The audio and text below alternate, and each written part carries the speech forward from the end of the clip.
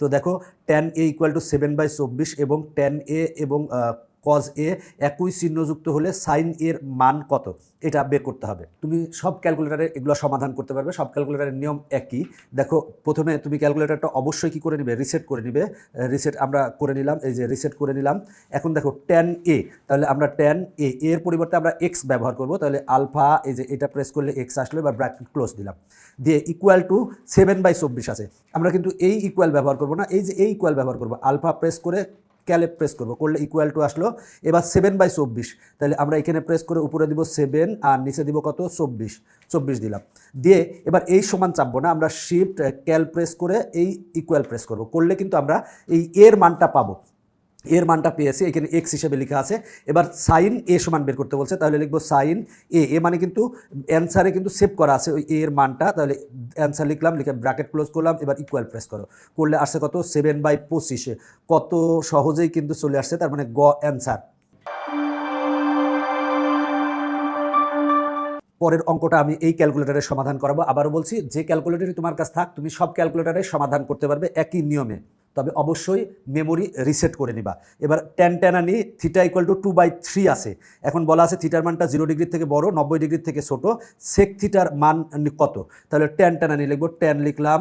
এবার থিটার পরিবর্তে x ধরে নিব, তার মানে আলফা, এই ব্র্যাকেট দিলাম, দিলে x আসলো, এবার ব্র্যাকেটটা ক্লোজ দিলাম, দিলে tan x আসছে, ইকুয়াল দেওয়া আছে, তাহলে এই ইকুয়াল প্রেস করবো না, আলফা প্রেস করে ক্যাল প্রেস করবো, ইকুয়াল আসবে। এরপরে 2/3 আছে, তাহলে এখানে উপরে 2 দিব, নিচে দিব হচ্ছে 3।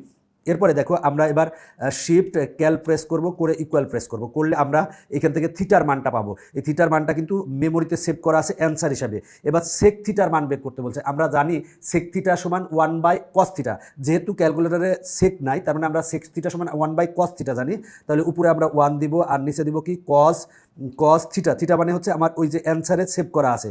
আমি ব্র্যাকেটটা ক্লোজ করলাম, করে এবার ইকুয়াল প্রেস করব, করলে দেখো আমার আসছে কত, আসছে হচ্ছে 1.20 আসছে। 1.20 আমরা কোনটায় পাই, এটা মাইনাস আছে, এটা মাইনাস আছে, তার মানে এটা হবে না। এইটা দেখি, এইটার ক্ষেত্রে হয় নাকি দেখি, সেটা হলো 1.20 আসে নাকি, সেটা হলো √5। এবার ভাগ হচ্ছে ভাগ 3, এটা আসছে। এইখানে আমরা এইটা প্রেস করব, করলে 0.74 আসছে, তার মানে এটা অ্যান্সার না। এটা দেখি অ্যান্সার নাকি, √13 দিলাম, তারপরে হচ্ছে ভাগ 3 দিব, ভাগ 3 দিলাম, দিলে কত আসে দেখো, এইটা আসছে। এবার এইটা প্রেস করব, SD যেটা আছে সেটা 1.20, তার মানে 1.20 আসছে, দেখো 1.20, তার মানে ঘ অ্যান্সার।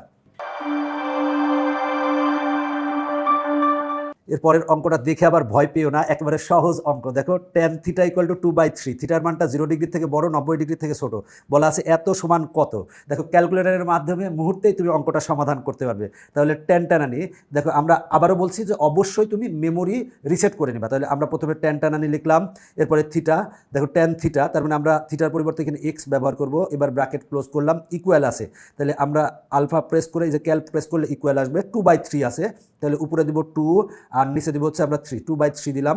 এবার আমরা শিফট ক্যাল প্রেস করে ইকুয়াল প্রেস করব, করলে আমরা এখান থেকে থিটার মানটা পাবো, বা এই থিটার মানটা কিন্তু মেমোরিতে অ্যান্সার হিসেবে সেভ করা আছে। এখন আমরা এইটা মান বের করব, এই থিটা বলতেই আমরা অ্যান্সার ধরে নেব। তাহলে লব্বাই হর আছে, তাই আমরা এটা প্রেস করলাম। এরপরে 2 sin θ, তাহলে সাইন, দেখো আমরা সাইন লিখলাম, থিটা মানে অ্যান্সারে সেভ করা আছে তাই লিখলাম। তাহলে 2 sin θ মাইনাস 3 cos θ, তাহলে cos θ মানে অ্যান্সারে সেভ করা আছে, ব্র্যাকেট ক্লোজ করলাম, উপরেরটা লিখলাম। এবার আমরা নিচেরটা লিখবো, নিচেরটা লেখার জন্য এটা প্রেস করলাম, 2 sin θ, তাহলে দেখো আমরা সাইন θ মানে অ্যান্সারে সেভ করা আছে, অ্যান্সার সেভ করা আছে সেটা লিখলাম, প্লাস এবার হচ্ছে 3 লিখলাম। এবার cos θ, তাহলে cos θ বলতে অ্যান্সারে সেভ করা আছে সেটা লিখলাম, এবার ব্র্যাকেট ক্লোজ দিলাম। এবার আর কিচ্ছু না, আমরা জাস্ট সমান প্রেস করব, করলে দেখো অ্যান্সার চলে আসবে। অ্যান্সার আসছে -5/13, -5/13 ক্ষতে আছে। দেখো কত সহজেই কিন্তু অঙ্ক সমাধান করা যায়। এই যে MCQগুলো সমাধান করালাম আমি কিন্তু আমার ইজি হায়ার ম্যাথ বই থেকে সমাধান করিয়েছি। যারা এখনও আমার ইজি হায়ার ম্যাথ বই বা ইজি ম্যাথ বই সংগ্রহ করো নাই তারা অবশ্যই সংগ্রহ করবে। এই বইগুলো তোমার বাসায় থাকলে তোমার বাসায় 24 ঘন্টা টেকনিক ইজি এডুকেশনের শিক্ষক থাকবে। যখন দরকার জাস্ট QR কোড স্ক্যান করবা, স্যার এসে তোমাকে বোঝাই দেবে।